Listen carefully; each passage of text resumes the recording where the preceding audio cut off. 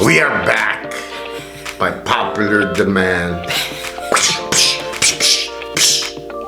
Why don't you show them your round-off kick? No.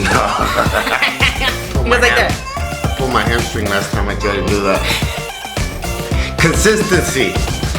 What is consistency? First, let's say it right.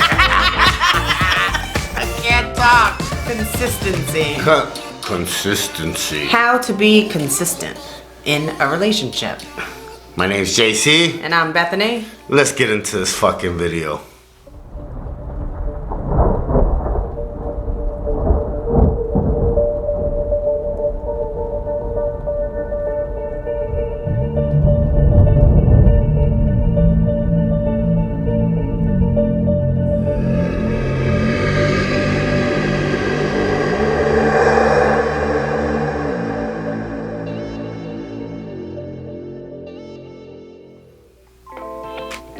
Consistency. Consistency. Are you consistent? Do you do the same shit over and over again? Do you wash your vagina every day? Stop. Seriously. How to stay consistent in a relationship, but I mean, if you're not consistent in just in life in general, you really can't be consistent in nothing else. Well, you're not gonna get far. I mean, you're gonna end up giving up and not following through. You know, so it's. I mean, it has to do a lot with everything in general. I mean, diet, fitness. I mean, but today we're gonna talk about, and we'll get into the whole fitness and diet stuff later this week. But today we're gonna talk about being consistent with your partner, because if you guys have been watching the previous videos, GC is not consistent. I fell off my consistency. You fell off the wagon. I fell off the wagon. I went from making love to her 32 times a day to only 2 times. So it created havoc, problems, and just everything in general that relationships go through when there is no communication and no structure, I guess. Mm-hmm. Timelines. Schedule. Mm-hmm. And this is why we share our experiences, because we want to help you guys get it right. Mm-hmm. So you guys don't go through what we go through. And if you do go through it, or you know, anything that we're talking about, at least you can see how we went through it. Yes. And how we got through it. You know? So, you know, a couple months back, you know, with this whole coronavirus, you know, like a coronavirus hit, we started spending a lot of time in the bedroom ordering Uber Eats and watching every season you could possibly think of on Netflix, and we spent 3 months living like that. Mm-hmm. But it was because it's not puppy love. It was, we were really happy that, I mean, what was it? What was it? It was nothing. There's no excuse. Was it really just good sex? Yeah, well. I don't know. I mean, honestly, for me, I could say for me, I was tired, man. I had been working my ass off for fucking 3 years, nonstop, 18 hours. I was tired, wore out. I was in a bad place mentally. I was just in a bad place, so I needed a break. It was almost like a 3-month vacation, you know, where we took it as that. You weren't able to go anywhere, do anything because of the coronavirus. So it's like we, you know, I guess took advantage of it and relaxed and watched TV and got fat. No, we didn't get fat. He thinks it's fat. It's not fat. Well, we gained a lot of weight. I mean, I skyrocketed to 248, and yeah, where'd you go to? You went to 165. Oh, that is not true. I was 138, and I went to 150, 152. But after everything was said and done, and we got back on track, like semi back on track, because it's so.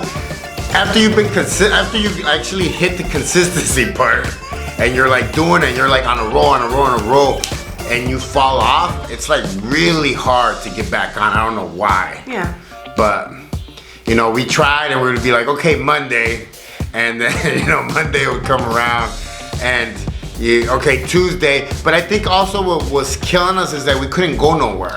Yeah, you couldn't do anything, but I think the whole world can agree that there was just a lot going on. You were doing things that you normally wouldn't do. A lot of people lost their jobs. I mean, so it's almost like, what can you do at that very moment? So I'm just glad that we had each other at that time, and we weren't by ourselves, you know? Oh, I would have been miserable in my place. I know, because it's not like you could go anywhere or do anything. I would have had all the crack whores over at my house. A lot of diseases. But we got back on track, and we actually had to get on a schedule to be consistent, because we went from doing nothing to me, you know, being in the computer in the office all day, and it caused problems in our relationship, because now Bethany's thinking that I'm not paying attention to her, and I'm on the computer constantly working, and it caused problems. And let's be real. Your partner needs time. Whether it's a male or female, it doesn't matter. Your partner needs time. And we decided to create a schedule and be consistent on it. Pretty much, we work from certain hours, and then after that, we're done.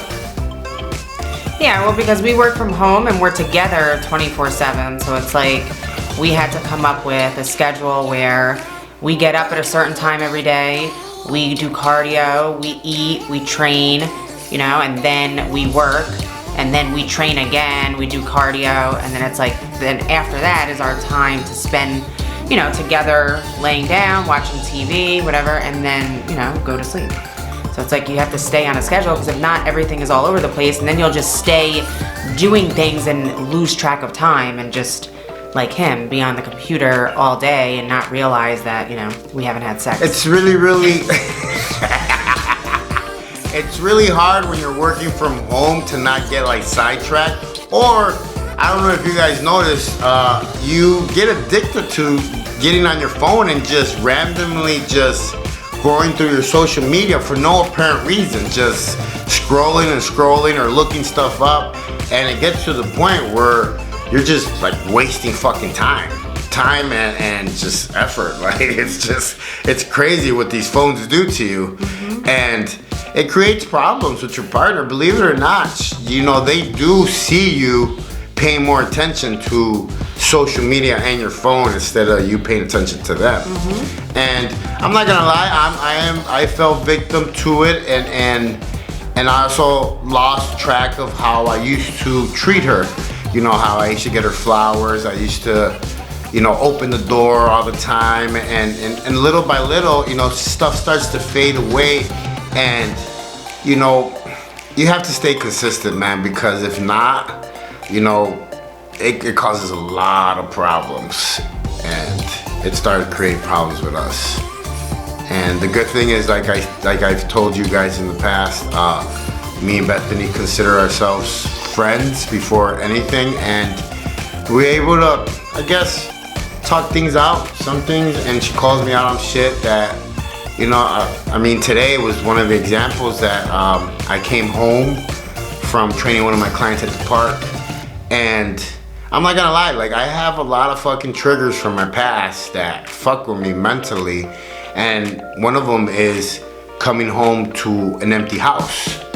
And I think it has a lot to do with my past. And I came home, I was expecting to see her in the office, and I didn't. I ran to the room, didn't see her, went to the yard, didn't see her, started, you know, yelling her name. Our house is pretty big, so, you know, I was like, where the fuck is she? And I started, you know, I almost started like panicking in some way or sort, and my next reaction after panicking is actually getting fucking mad. And I went into the garage, and she was in the garage working out, because we have a, you know, garage and we have a gym in the garage. We have a garage in the garage. We have a garage.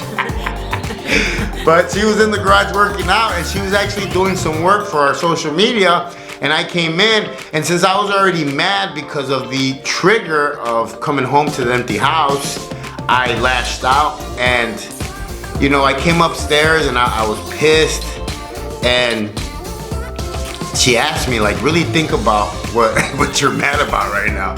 Really think about it. And it's fucked up because, like, when people call you out, you feel this little.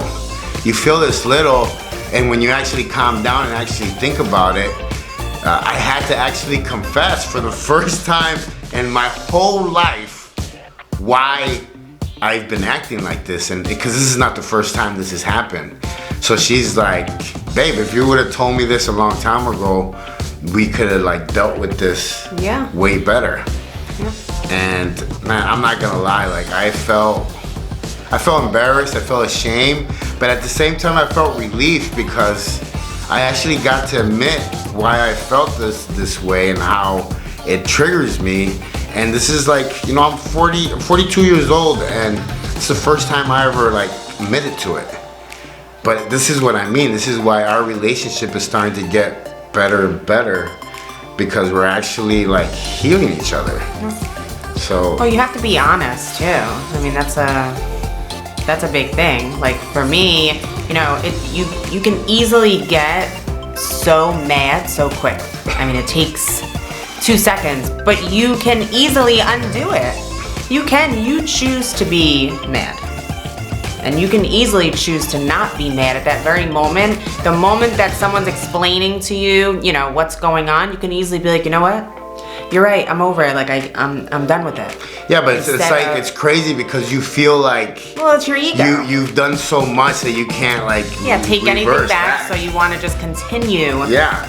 And so, full-blown work. You know, for the first time in my life, like I'm actually like reversing everything back and actually like admitting to myself, and like it doesn't feel good. It doesn't. This is like to all the guys that have the same issues as me, and I know there's hundreds of them. You know, that it's really hard, but trust me, you might feel embarrassed for those 10 minutes or whatever, but afterwards. You're gonna feel so much better because you finally let it out. And you know, we sat down, we talked about it, and I'm not gonna lie, like, you know, I cried a little bit and some tears came out, and it's just traumas that I've carried around since I've been a child. I mean, you call me out on mine too. There's so many times that you tell me, you know, like, open your mouth, speak, because you don't talk, and it's like, it's nothing that I'm doing on purpose. Just like you're not reacting that way on purpose. It's just a natural trigger for you to get a certain way. But at the same time, once you realize that you're not where you were that caused those issues, you know what I mean? Like where they all came from, then you have to realize like, okay, this was how many years ago? And I started to think about it when we were talking about it, and I actually remember now. Yeah. It's crazy how it came back to me. And it was, you know, my dad, I was like in 5th grade, and my dad was always dating, so he was always gone. I would go like weeks without seeing him, and there was nobody in the house, so I would kind of like fend for myself and get like dimes and quarters out of he had a big jar of like change, and I would go buy stuff at the corner store and feed myself and stuff like that. And there was a time where I went to school and I came home and all the doors were open, the TV was in the front porch, and everything was gone in the house. Like my piano, everything was gone. So they had broken into the house, stolen everything. And I remember the fear that I felt as a child walking in, that I thought that my dad was like moving out without like taking me with him. And then afterwards, the fear of staying in the house with the broken window, of thinking that the people were gonna come back, and me staying there and sleeping there, like took a toll on me, like mentally. And it's crazy how I just remembered that like today, while I was sitting here thinking about it, and that was the trigger of me coming home to an empty house. And I mean, I can't explain the feeling of how I felt. Just hopeless. Well, it's like you feel abandoned. you know? But like I said, guys, communication, consistency, is the key to, everything in life. I'm learning. Obviously, I spent the majority of my life incarcerated, so I've been trying to learn as fast as I could. And my client made a really big point last time where she said, we both have trauma, but the difference is that I was incarcerated, she was free, so she knows how to deal with different stuff that I don't. And we just have to listen to each other and be consistent with, And know that you're not against each other. That's the biggest thing, is that when you get into a fight, it's like you can go from best friends to like enemies, all at one time, where you're flipping out, and at that very moment you're not even thinking about how much you love each other or anything, and then out of nowhere at the end you're like, and you gotta be really, really careful, because you could say things you could never take back. Yes, well, that's why you need to be slow to speak, because it's bad. The words hurt, and so you have to be careful. But that's why the biggest thing is just understanding each other and knowing, but not keeping anything from each other.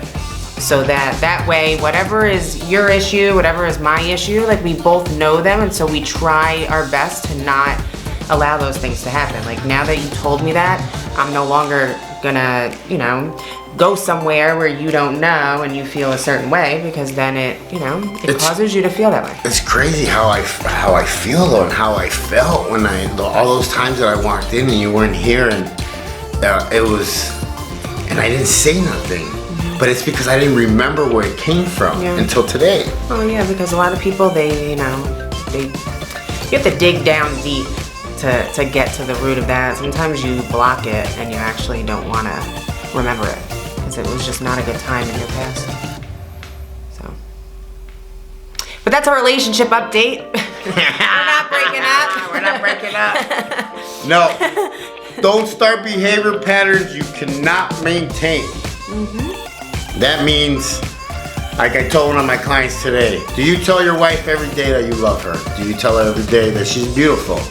I used to tell Bethany every fucking day. Her breath smells. And he still does.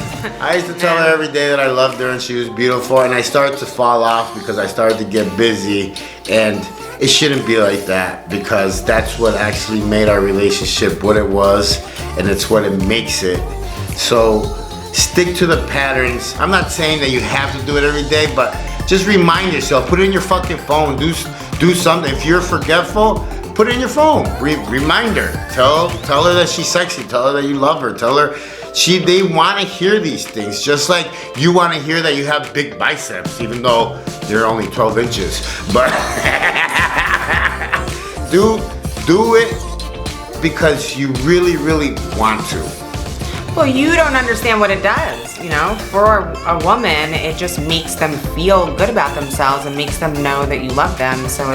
And then they treat you so much better. Yeah. They do, because they're happier, and then you're having sex more. Exactly. So that's a big, it's a big thing. We just had sex right now.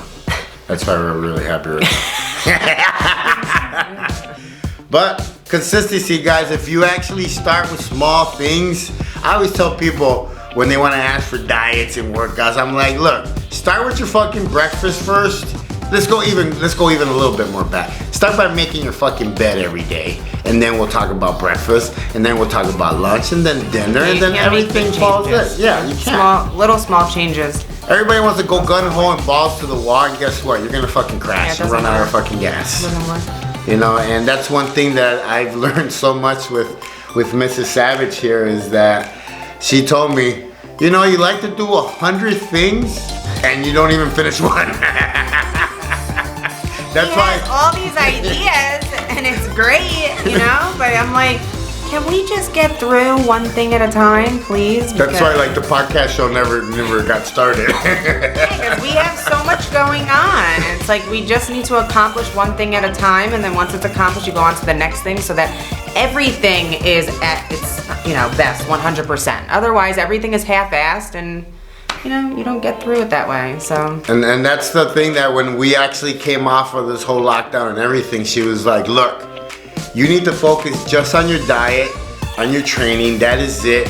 Stop, working the long hours that you're working and just focus on it. And ever since I started listening to her, I started actually doing it. So we do cardio twice a day. We train twice a day, sometimes even 3.